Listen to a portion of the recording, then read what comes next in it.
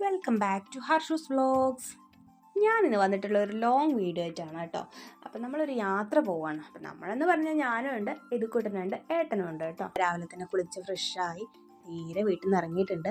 ആദ്യം തന്നെ നമ്മൾ പോകുന്നത് ഇതാ പയ്യന്നൂർ KSRTC ബസ് സ്റ്റാൻഡിലേക്കാണ് കേട്ടോ. അവിടെ നിന്ന് നമുക്ക് ബസ്സിന് പോകണം നേരെ കണ്ണൂർ റെയിൽവേ സ്റ്റേഷനിലേക്ക്. റെയിൽവേ സ്റ്റേഷനിലെത്തി ഞങ്ങളിങ്ങനെ നടക്കുകയാണ്. നടന്ന് നേരെ പാലം കയറി അപ്പുറത്തേക്ക് കിടക്കണം കേട്ടോ. നമുക്ക് പോകണമെങ്കിൽ അവിടെ നിന്ന് തന്നെ എടുക്കുന്ന ട്രെയിൻ അതിനെക്കൊണ്ട് സമാധാനത്തിൽ ഇങ്ങനെ നടക്കാം. അതുകൊണ്ട് ഏട്ടന് ഇതാ ബാഗുമായിട്ട് ഇങ്ങനെ നടക്കുന്നുണ്ട്. നമ്മൾ റിസർവേഷൻ ചെയ്തുകൊണ്ട് തന്നെ പിന്നെ വലിയ ടെൻഷനൊന്നും ഉണ്ടായിട്ടില്ല. പിന്നെ അവിടെ നിന്ന് എടുക്കുന്ന വണ്ടി കൂടി ആകുമ്പോൾ പിന്നെ തിരക്കും നല്ലോണം കുറവായിരിക്കുമല്ലോ. ഇതാ വണ്ടി വരുന്നുണ്ട് കേട്ടോ.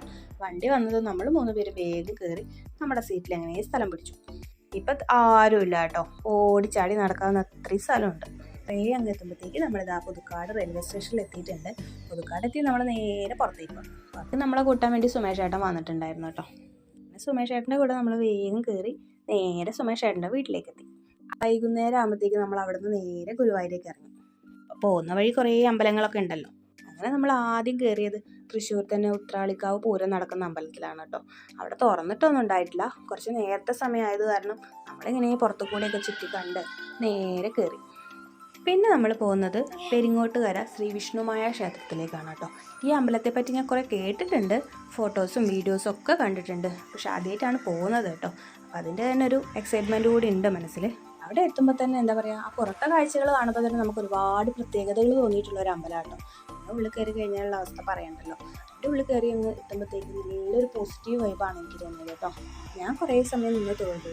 അത് കഴിഞ്ഞ് അതിൻ്റെ ചുറ്റിനും കുറേ നടന്ന് കാണാനൊക്കെ ഉണ്ട് കേട്ടോ. കാഴ്ചകളൊക്കെ ഇങ്ങനെ കണ്ട് നമ്മൾ അവിടുന്ന് നേരെ ഇറങ്ങി. പിന്നെ പോകുന്ന വഴിയാണല്ലോ നമ്മുടെ ഏതായാലും തൃപ്രയാർ അമ്പലം. പിന്നെ അവിടെ കൂടി കയറാണ്ട് പോകുന്നത് മോശമല്ലേ. അങ്ങനെ ഞങ്ങൾ നേരെ തൃപ്രയാറേക്ക് വിട്ടു. ഞങ്ങൾ പോകുന്ന സമയം ഏകദേശം ഒരു ദീപാരാധനയുടെ സമയം അത് കാരണം കുറച്ച് സമയം നിൽക്കേണ്ടി വന്നു കേട്ടോ. ഏതായാലും നിൽക്കില്ല എന്ന് വിചാരിച്ച് നമ്മൾ മീനോട്ടമൊക്കെ ചെയ്ത് വഴിപാടൊക്കെ ചെയ്ത് ചുറ്റിനെങ്ങനെ നടന്ന് കണ്ട് പിന്നെ ഈ സമയമാകുമ്പോഴത്തേക്ക് നമ്മൾ ഉള്ളിലൊക്കെ കയറി തൊഴുത് അവിടെ നിന്ന് മെല്ലെ ഇറങ്ങി. നേരെ പോകുന്നത് നമ്മൾ ഇനി ഗുരുവായൂരേക്കാണ് കേട്ടോ. അങ്ങനെ ഏകദേശം ഒരു രാത്രിയാകുമ്പോഴത്തേക്ക് നമ്മൾ ഗുരുവായൂർ എത്തിയിട്ടുണ്ടായിരുന്നു.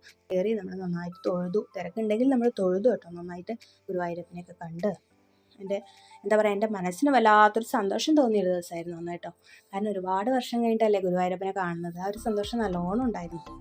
നമ്മൾ നേരെ ട്രെയിൻ കയറി ഇപ്പോൾ ഏകദേശം ഷൊർണൂർ എത്തിയിട്ടുണ്ട്. നമ്മളൊരു 12 മണിയൊക്കെ ആകുമ്പോഴത്തേക്ക് ഏകദേശം പയ്യന്നൂരൊക്കെ എത്തിപ്പോൾ. ട്രെയിനിൽ നല്ല തിരക്കൊക്കെ ഉണ്ടായിരുന്നു രാത്രിയായാലും. അപ്പോൾ ഇത്രയേ ഉള്ളൂ എൻ്റെ യാത്രേൻ്റെ ഒരു വീഡിയോ. നിങ്ങൾക്ക് ഇഷ്ടപ്പെട്ടിട്ടുണ്ടാകുമെന്ന് വിചാരിക്കുന്നു. പുതിയൊരു വീഡിയോ ആയിട്ട് വീണ്ടും കാണാം. ബൈ.